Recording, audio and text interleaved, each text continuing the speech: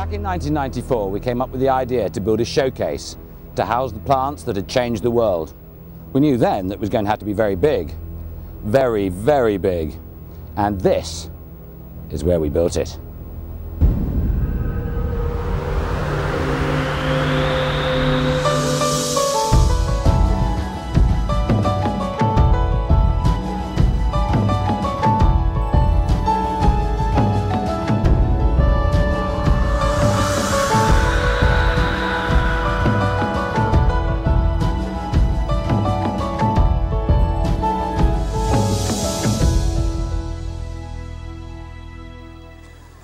It's amazing to think that that dream, which had its origins in the country pub, should have turned into this stunning reality you see behind me here. Dreams, of course, are easy. But how do you turn a dream into a reality which involves creating soil, nurturing plants, putting them in the right place, getting teams together that can build structures that have never been built before? The space-age modern greenhouses were revolutionary, designed by Nicholas Grimshaw and partners to give the best possible conditions for the plants. An incredibly lightweight structure with no internal supports.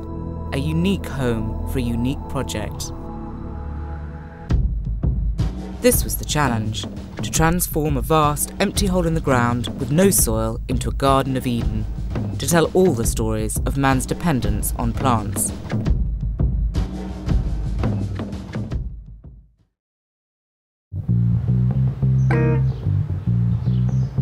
Less than 6 weeks after you recycle a metal can, it's ready to use again, as part of a car, or a train, or another car, or a plane,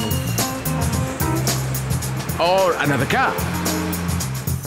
Your recycled can could become part of your fridge. It could even save the energy to run your fridge, or just possibly, it could be another can. Recycle, the possibilities are endless.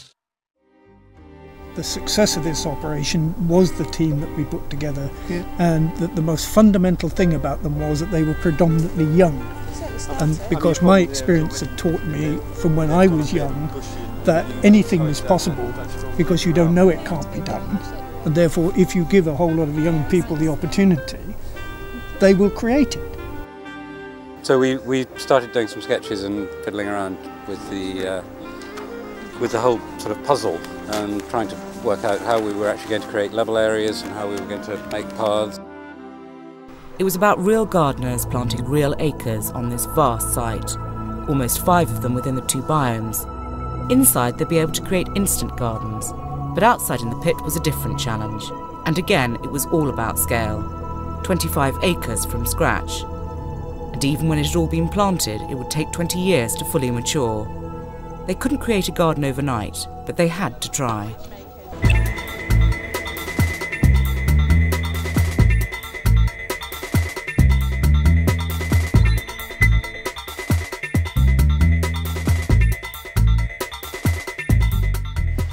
As planned, Eden opened on the 17th of March 2001. The first visitors arrived and they kept coming. 1 million people in the first 6 months. It's the world encapsulated in Cornwall. Every plant you've seen on every continent brought together, so you can kind of walk around the world in the time it takes you to walk around the Eden project. I think it makes so much more of it if you get a chance to walk around with somebody that can tell you about the history of it, why they're doing what they're doing. And also you learn a lot about how much you can learn from plants. I think I was surprised by how much you take for granted. Plants and people, making that connection is what Eden is all about.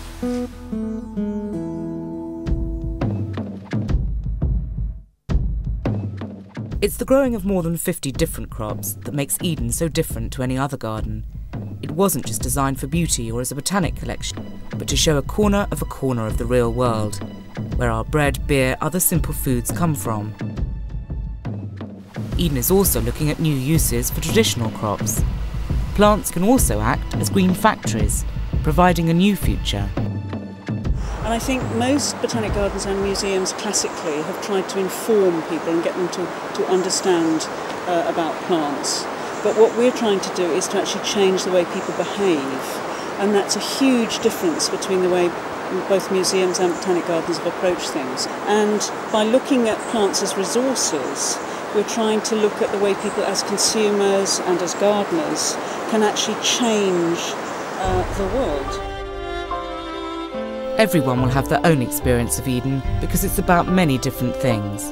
It's about transformation, changing a devastated landscape into a vibrant global garden, transforming a worthless scar into an uplifting spectacle.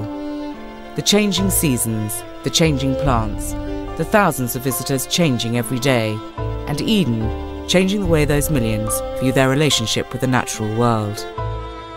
Because gathering all these things in one place does make you think, doesn't it?